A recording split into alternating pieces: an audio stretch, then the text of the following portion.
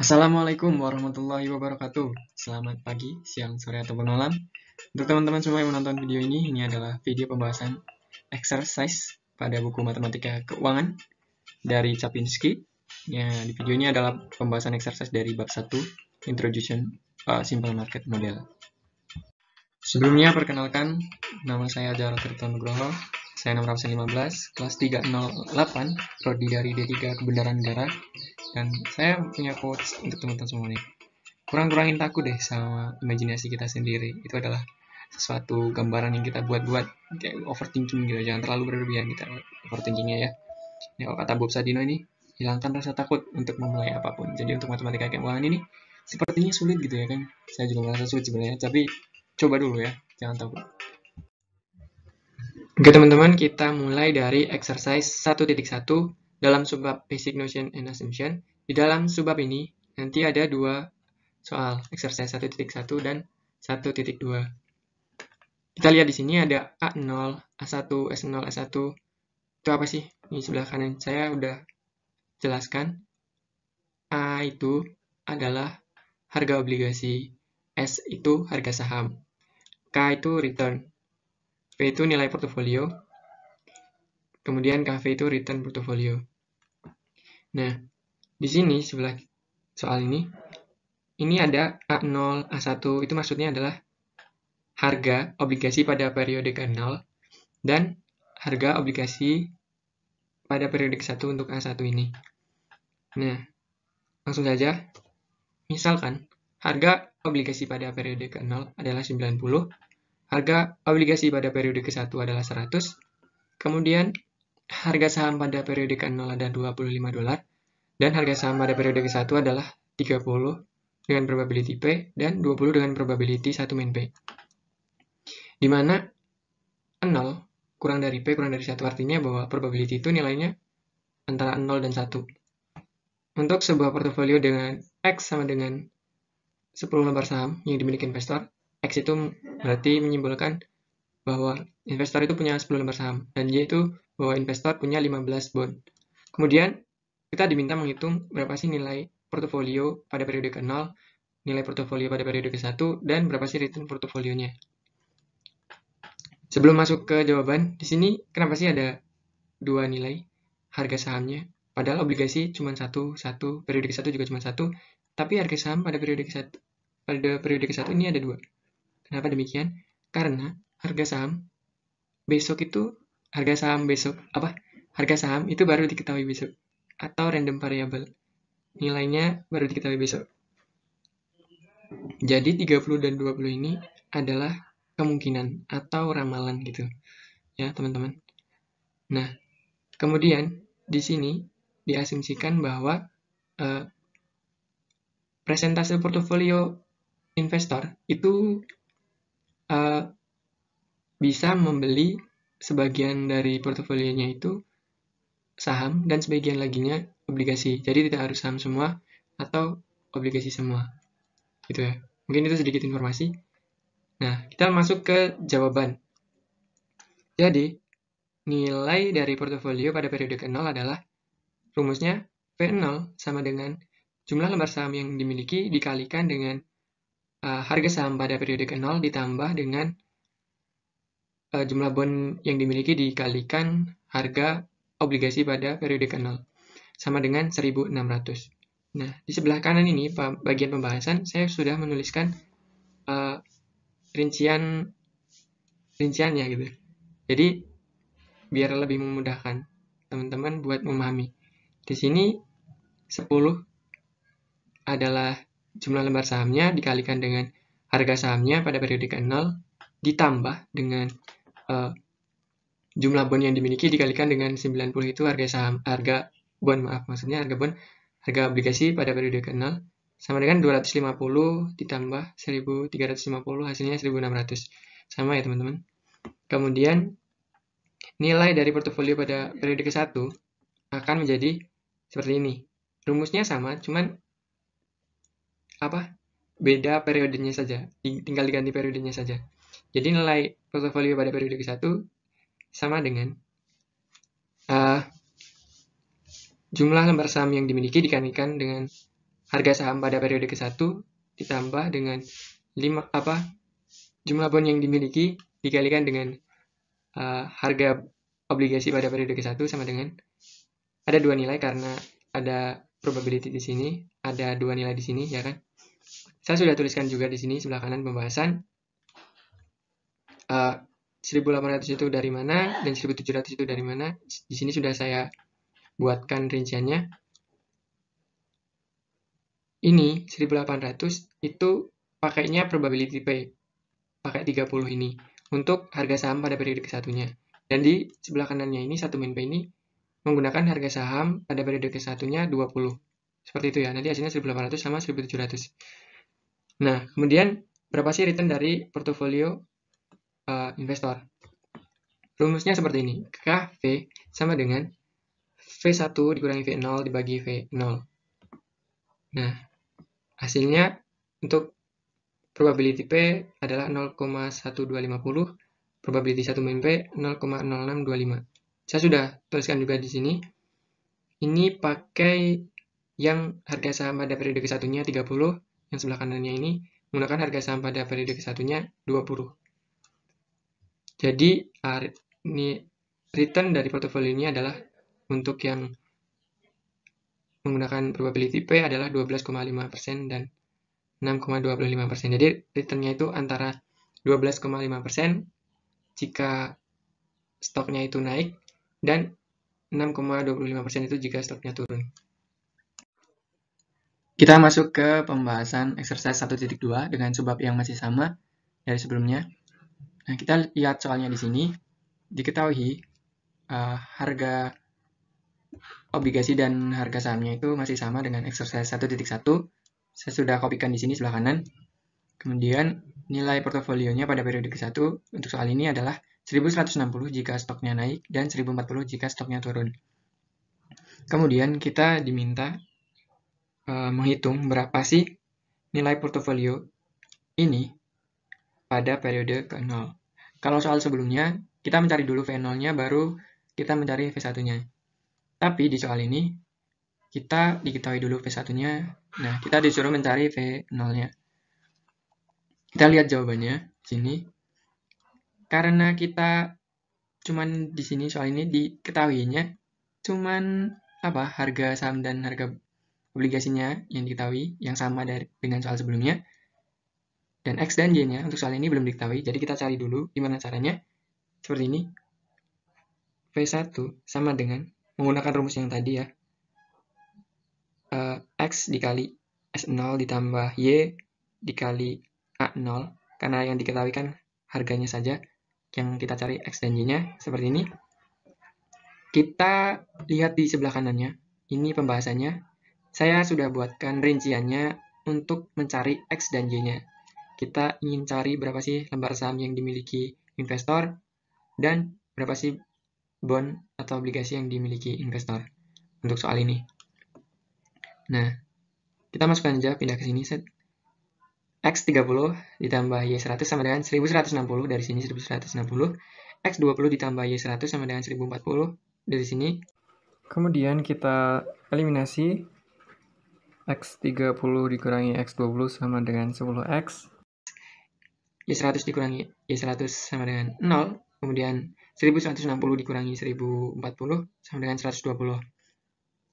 X-nya sama dengan 120 dibagi 10.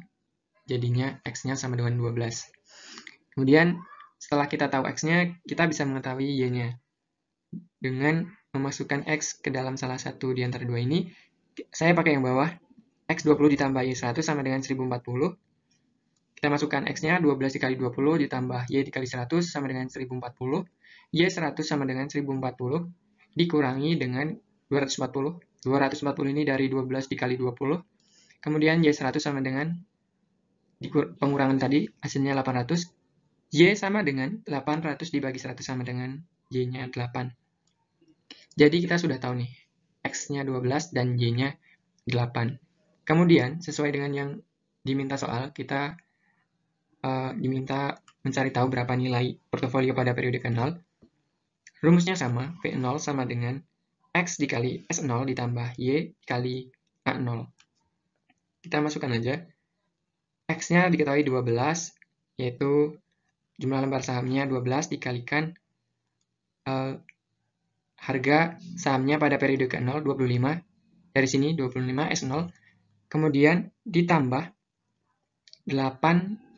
Di 8 ini jumlah bondnya dikalikan dengan harga obligasinya pada periode ke-0, yaitu 90, sama dengan 1020. Di sini saya sudah membuat rinciannya, tinggal dilihat saja. Kurang lebih seperti itu, teman-teman, untuk soal yang ini. Oke, kita masuk ke pembahasan soal exercise 1.3 untuk subbab no arbitrage principle. Nah, arbitrage ini maksudnya adalah orang bisa mendapatkan untung tanpa melakukan sesuatu. Dia cuma muter-muterin uang, dia cuma ngakalin uang biar dapat untung.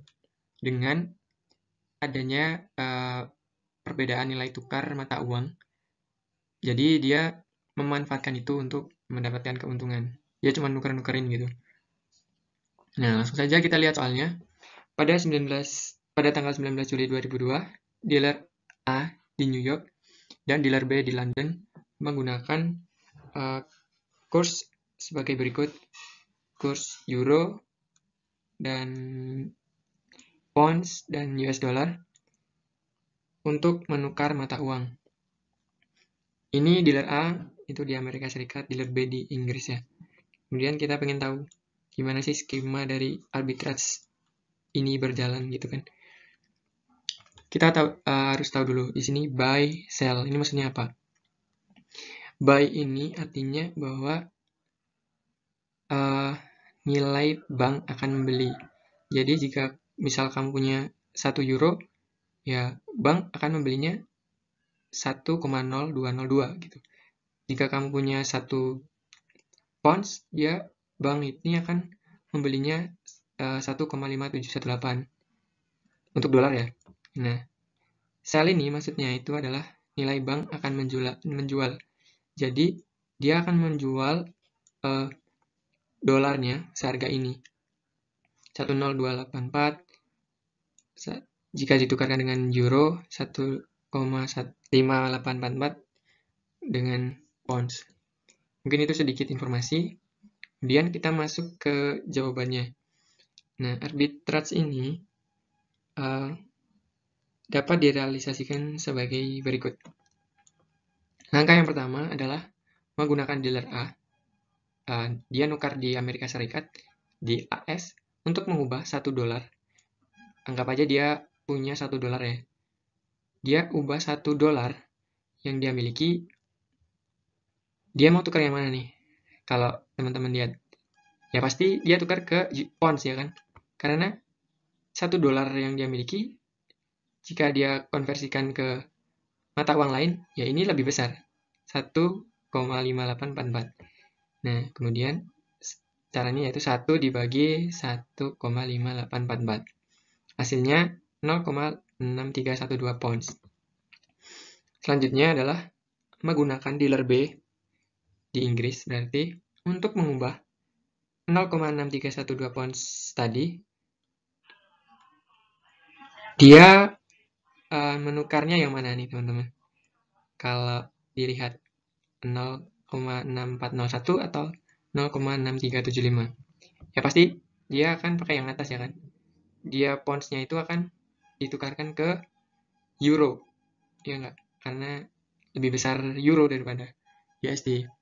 Nah, kemudian dibagi aja 0,6312 dibagi 0,6401. Hasilnya adalah dia punya 0,9861 euro. Langkah selanjutnya adalah dia menggunakan dealer A untuk mengubah 0,9861 tadi. Nah, seperti yang kita tahu, kalau dia mau nuker ke USD, berarti kan bank itu akan membeli. Nah, dia kan punyanya euro.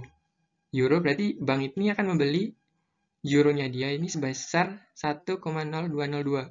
Jadi, kita kalikan aja 0,9861 euro yang dia miliki dikalikan dengan bank membeli euronya tadi sebesar 1,0202, sama dengan dia sekarang punya berarti 1,0060 dolar. Jadi keuntungan arbitrage-nya dia adalah 0,0060 dolar, yaitu dari 1 dolar dikurang. Jadi maksudnya dari 1,0060 dolar ini yang dia miliki saat ini dikurangkan dengan 1 dolar yang dia punya sebelumnya. Nih, keuntungannya sebesar ini. Sekarang exercise 1.4 dalam subbab risk and return. Nah, kita harus tahu dulu bahwa semakin besar return yang kita harapkan, maka resikonya juga besar, gitu. Terus kita pengen tahu seberapa return dan resikonya. Resikonya itu menggunakan standar deviasi, kita cari tahunya. Di sini ada yang diketahui dari soal harga obligasi dan harga sahamnya diketahui ini, dan V0-nya diketahui ini. V0-nya 10.000. Kita langsung lihat ke soalnya.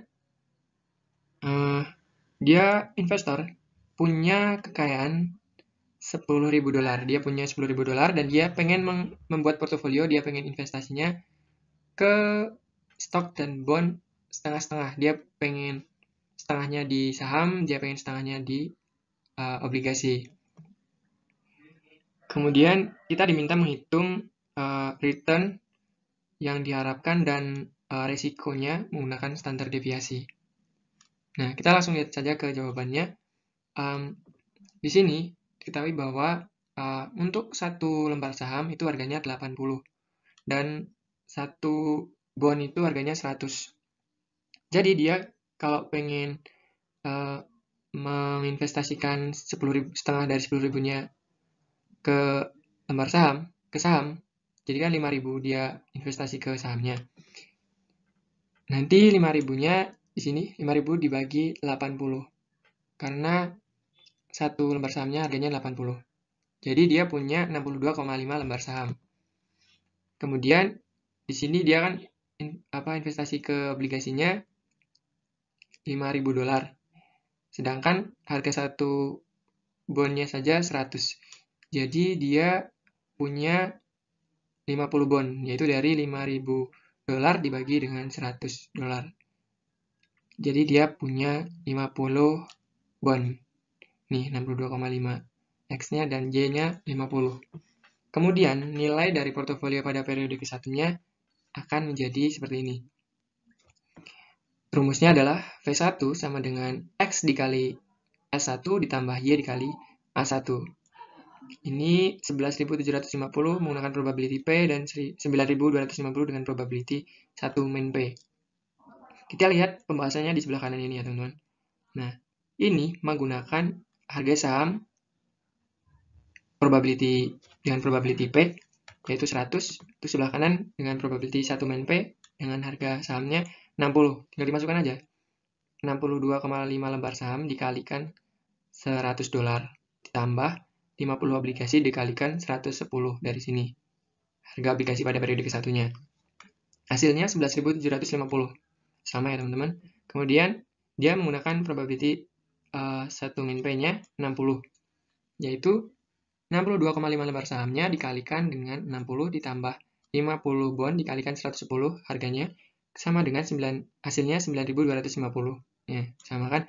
Kemudian return dari portofolionya akan menjadi 0,175 jika stoknya naik dan minus 0,075 jika stoknya turun. Seperti di sini. Rumus dari KV ini kan kita tahu rumusnya adalah V1 dikurangi V0 dibagi V0. V1-nya untuk probability P adalah 11.750 dikurangi 10.000. V0-nya di sini 10.000 dibagi 10.000 hasilnya 0,175. Sama ya. Kemudian yang sebelah kanan probability 1 min P-nya V1-nya adalah 9.250 dikurangi 10.000 dibagi 10.000 hasilnya minus 0,075. Jadi return-nya adalah antara ini ya. Kemudian kita cari expected return-nya. Dengan cara ini adalah KV-nya 0,175 dikalikan 0,8 probability-nya. Ini ada di ada di soal sebelum ini sih.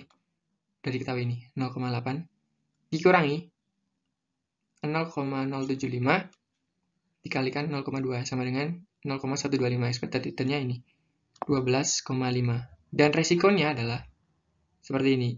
Tinggal dimasukkan aja di akar dalam kurung 0,175 minus 0,125 dipangkatkan 2 dikali 0,8 ditambah dalam kurung minus 0,075 dikurangi 0,125 akar pangkat 2 kan dikali 0,2. Hasilnya 0,1 atau resikonya sebesar 10% dan expected return-nya 0,125. Oh ya, ini adalah simbol dari standar deviasi ya. Kan kita tadi dimintanya mencari resikonya dengan standar deviasi seperti ini, teman-teman. Selanjutnya, exercise 1.5 dalam subbab forward contract. Forward contract adalah suatu persetujuan antara dua belah pihak untuk menjual atau membeli suatu aset berisiko di suatu waktu yang telah ditetapkan sebelumnya. Nah, kita langsung lihat ke soalnya. Misalkan harga obligasi pada periode ke-0 adalah 100, harga obligasi pada periode ke-1 adalah 112, dan harga saham pada periode ke-0 adalah $34.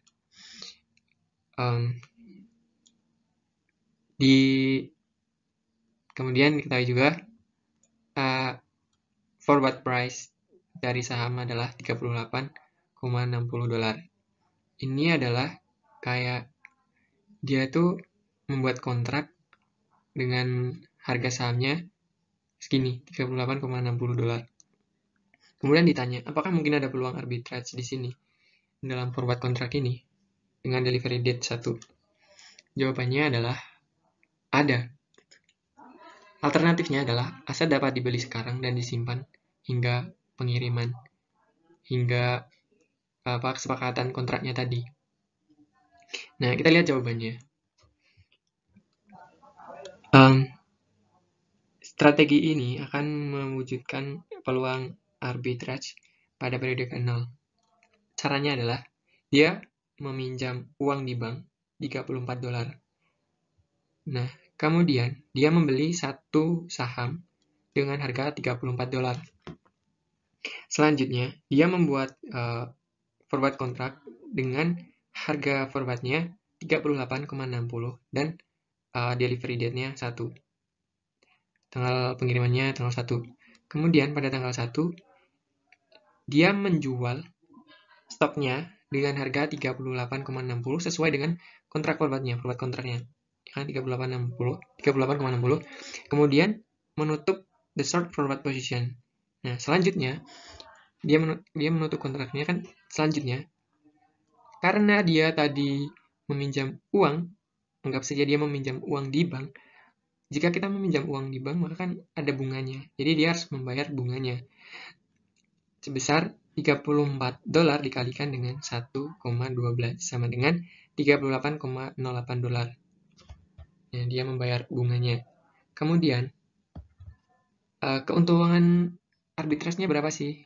Ya ini. Dia kan tadi menjualnya 38,60 dikurangi dengan uang yang harus dia keluarkan 38,08 sama dengan $0,52. Nah, ini adalah profit dari arbitrage dia gitu. Sekarang exercise 1.6 pada subbab yang masih sama yaitu forward contract. Diketahui harga sekarang pound sterling adalah S0 $1,6 dan forward price-nya simbolkan dengan F sama dengan $1,50 dengan delivery date periode ke-1. Berapa harga obligasi sterling hari ini jika berjanji untuk membayar 100 pada periode ke-1? Artinya bahwa dia ini, si orang ini membuat forward contract. Nah, forward contract-nya bonds, dia kan membelinya bonds.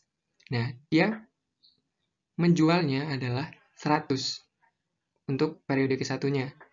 Nah, harga obligasinya pada periode ke-0-nya itu berapa? Itu yang ditanyakan. Ya. Terus kita masuk ke jawabannya di sini ya. Misalkan obligasi sterling yang menjanjikan untuk membayar 100 pounds tadi pada periode ke-1 itu dijual seharga X pound pada periode ke-0.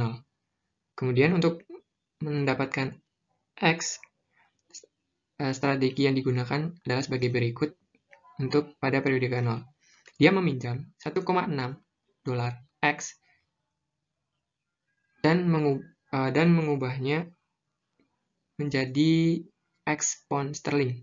Kemudian membeli 1 pound sterling bond untuk X pound. Jadi dia membeli 1 sterling bond seharga X pound sterling. Gitu ya. Kemudian mengambil short forward position untuk menjual 100 pounds untuk 1,5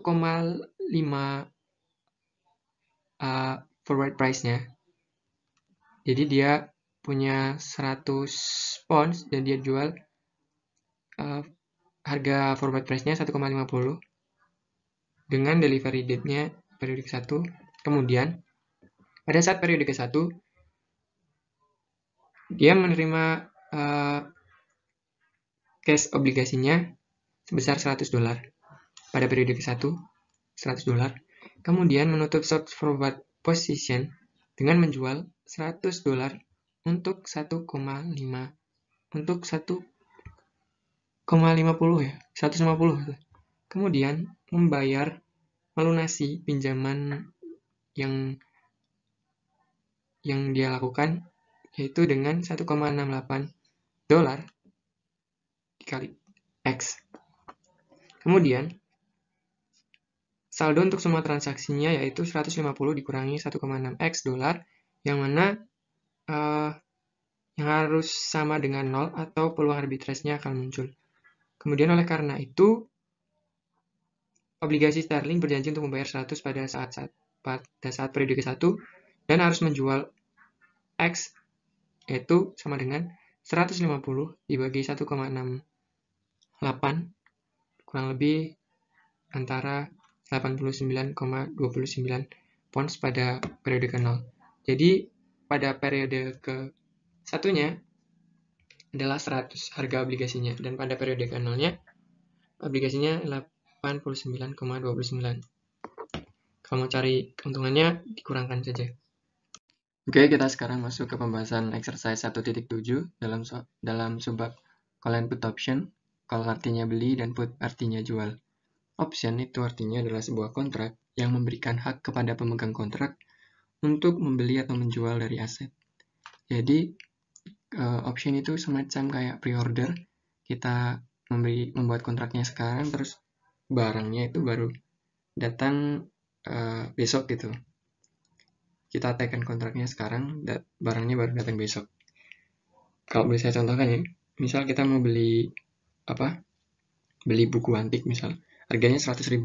Kita udah sepakat membuat kontrak harganya 100.000, barangnya datang 3 bulan kemudian.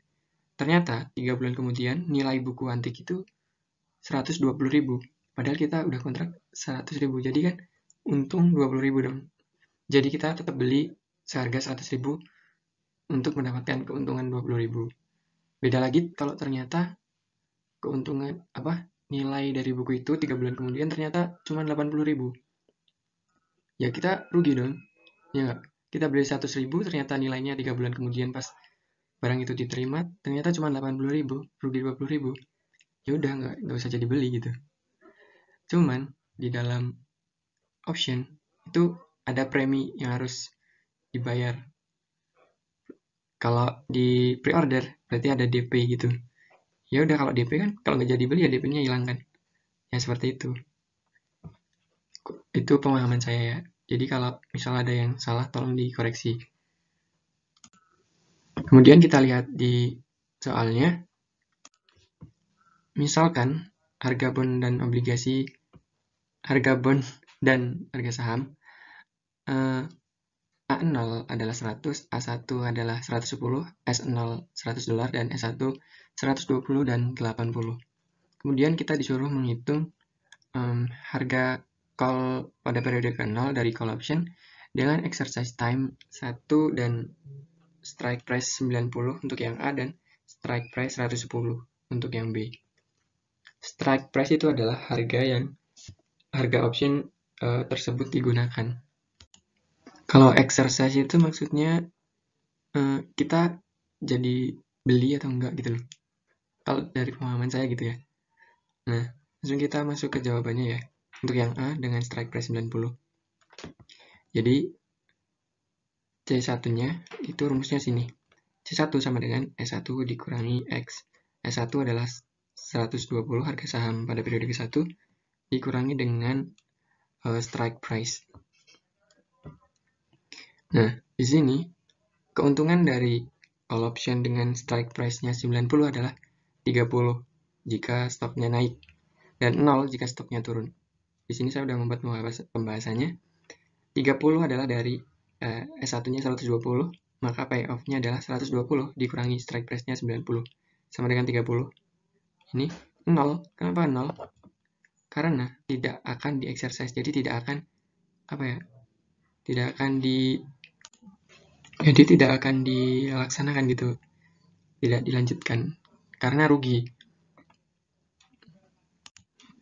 Karena harga saham pada periode ke-1-nya itu 80 dan strike price-nya 90, jadi minus 10. Jadi nggak akan di-exercise itu, terus saja 0. Kemudian yang B, harga saham saat ini dikurangi strike price-nya 110 ya. Ini jika stoknya naik dan 0 karena minus nggak akan di-exercise, sama aja. Kemudian kita cari X dan Y-nya, X dari jumlah lembar saham dan Y dari jumlah bondnya. Kita buat persamaan seperti ini. Kemudian kita eliminasi, kita kurangkan, ketemu X40 ditambah 0 sama dengan 30. X-nya 30 dibagi 40 sama dengan X-nya 3/4. Di sini X 3/4, Y-nya dicari dengan menggunakan yang bawah ini. X80 tambah Y 110 sama dengan 0,75 dari 3/4 dikalikan 80 ditambah Y kali 110 sama dengan 0. Y 110 sama dengan 60, Y sama dengan 60 per 110, Y sama dengan minus 6 per 11.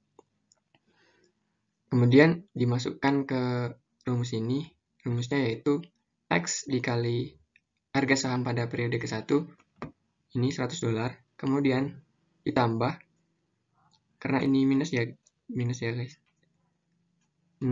harga maksudnya jumlah bond yang dimiliki 6/11 dikalikan dengan harga obligasi pada periode ke-1 100 sama dengan 20,45.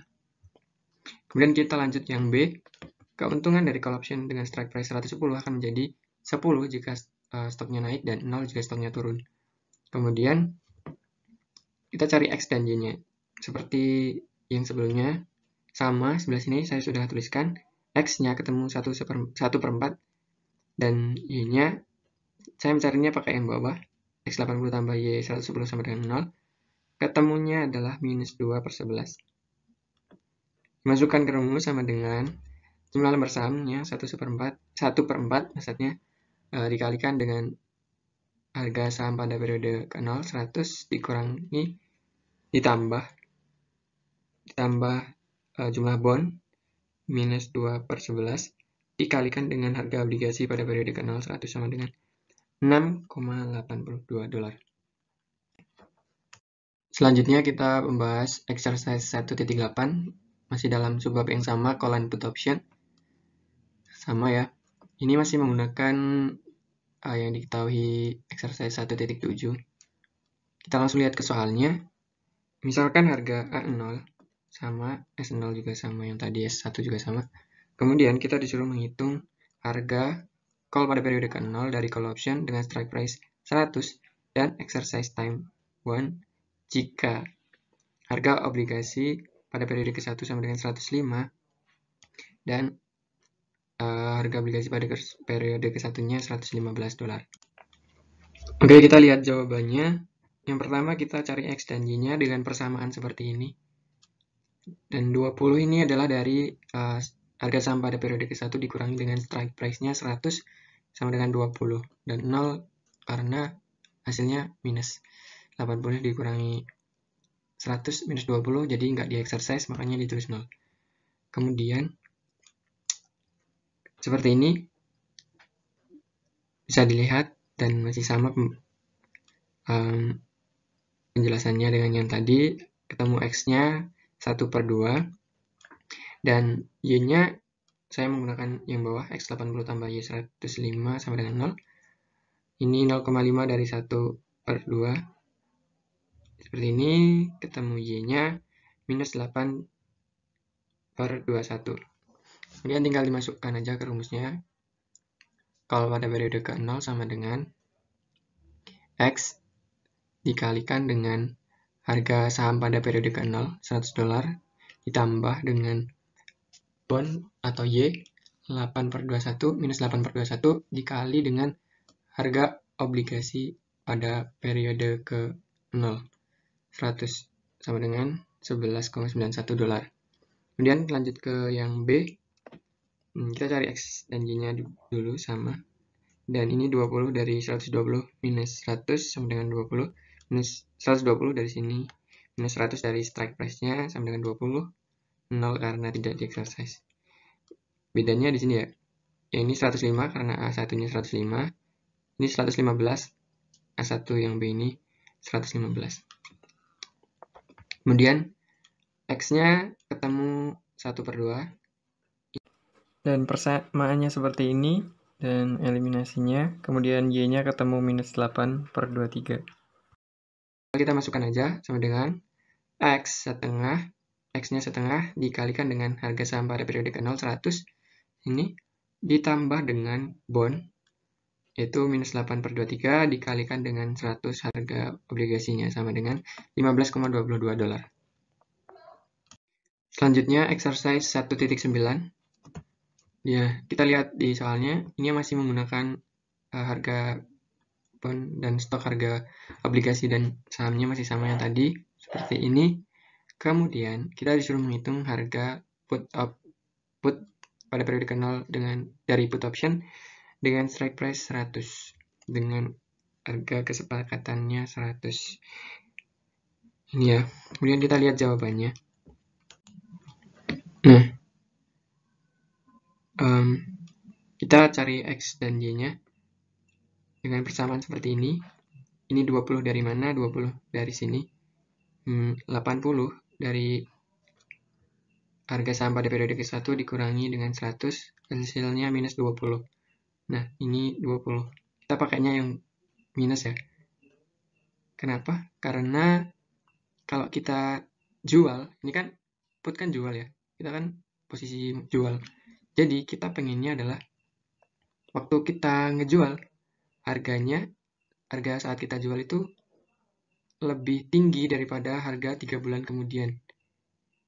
Jadi, yang ditulis ya yang di sini. Kalau yang tadi saat kita beli ya kita pengennya nilai yang akan datang itu lebih besar dari yang sekarang. Dan kalau kita jual berarti kita pengen sekarang harganya lebih mahal dari 3 bulan yang akan datang gitu. Caranya sama seperti yang sebelumnya, tinggal kita buat persamaan seperti itu kemudian kita eliminasi.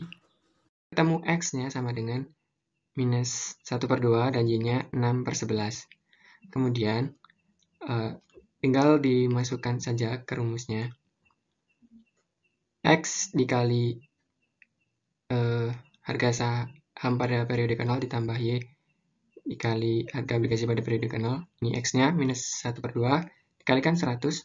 Ini harga saham periode ke-0-nya ditambah 6/11 dikali dengan 100 harga obligasi pada periode ke-0-nya sama dengan $4,55.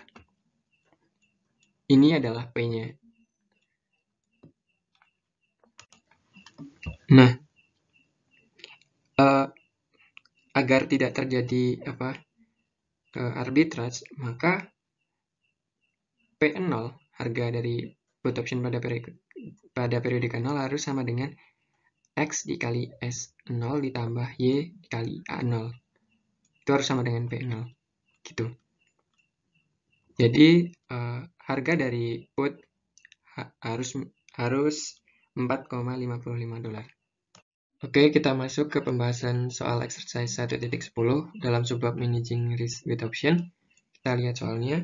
Di sini diketahui kekayaan akhir dari investor yang modal awalnya 1.000, dia akan membagi $1.000 setengah-setengah antara stok dan option. Kemudian di sini diketahui dia membeli 10 lembar saham. Jadi kekayaannya menjadi 1.200 dan 800.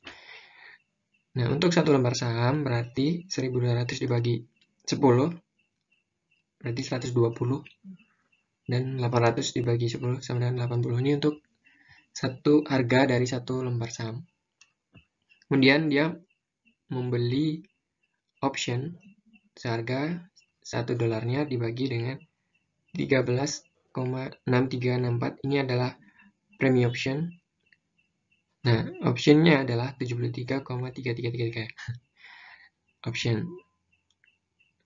Jadi C1-nya sebesar 1,466,67 dan 0 jika stoknya turun karena tidak di exercise. Nah, ini diketahui V0-nya, nilai kekayaan pada periode kenalnya, nilai portofolionya maksudnya, sama dengan 1.000, S0-nya harga saham pada periode kenalnya 100. Dan di sini diketahui juga, sebelum soal ini, di atasnya soal ini yang di buku, ketika investasi di saham, dia akan mendapatkan keuntungan 20% atau rugi 20%. Nah, si investor kan ingin split setengah-setengah antara stok dan option. Jadi 500-500, 500-nya untuk saham, 100 adalah dari harga saham pada periode ke-0. 500 dibagi 100 sama dengan 5 lembar saham. Kemudian untuk optionnya 500 dibagi dengan premi optionnya 13,6364, ketemunya 36,6667 option. Kemudian kekayaan finalnya akan menjadi 5 lembar saham, jumlah saham yang dimiliki pada periode ke-0 dikalikan dengan harga saham pada periode ke-1 ditambah dengan optionnya 36,6667 dikalikan dengan call pada periode ke-1-nya ini. Maksudnya 20 ini dari sini. Ya. Sama dengan 1,333,33. Nah, di sini ada perhitungannya. 1,333 dari 5 lembar saham dikalikan dengan S1-nya 120. 120 di sini. Kemudian ditambah 36,6667. Ini adalah dari sini optionnya dikalikan dengan 20 C1-nya. Kemudian 600 ditambah 733,334 hasilnya 1,33. Dan ini jika harga saham naik menjadi 120. Kemudian yang sebelah kanan ini jika harga saham turun menjadi 80. Nah, yang ini pakai yang probability P, yang ini yang 120, yang ini pakai yang 80. Jadi, kalau yang 120, ini nilai portofolionya pada periode ke-1 adalah 1,333. Kalau pakai yang 80, nilai portofolio pada periode ke-1-nya adalah 400. Oke, kita masuk ke pembahasan exercise 1.11, masih dengan subbab yang sama, managing risk with option. Kita lihat soalnya, kita disuruh menghitung resiko yang diukur dengan standar deviasi dari return yang terlibat dalam pembelian satu saham dengan dan tanpa option. Nah, diketahui jika P ini, P kecil sama dengan yang A 0,25, yang B 0,5, dan C 0,75. Kita lihat jawabannya. Jika P kecilnya ini adalah 0,25, maka standar deviasi dari return adalah 52% ketika tanpa option itu dibeli dan 26% jika dengan option.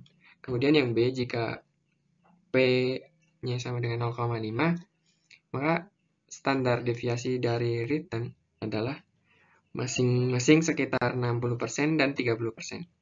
Kemudian untuk yang C, untuk P-nya sama dengan 0,75, maka standar deviasi dari return adalah 52%, masing-masing 52% dan 26%. Kita masuk ke pembahasan exercise 1.12, yaitu yang terakhir, dalam subbab Managing Risk with Option. Kita lihat soalnya, kita disuruh menunjukkan bahwa risiko yang dihitung dengan standar deviasi dari strategi yang sebelumnya yang melibatkan option adalah setengah dari risiko ketika tidak ada option yang dibeli. Tidak peduli berapa probability 0 kurang dari P kurang dari 1. Kemudian kita lihat jawabannya. Standar deviasi random variable mengambil nilai A dan B dengan probabilitas P dan 1 min P. Masing-masing adalah A min B akar P dalam kurung 1 min P. Jika tidak ada option terlibat, kemudian maka return dari stok menjadi 60% atau minus 60%. Tergantung dari apakah saham itu naik atau turun. Kalau naik ya berarti 60%, kalau turun ya berarti minus 60%.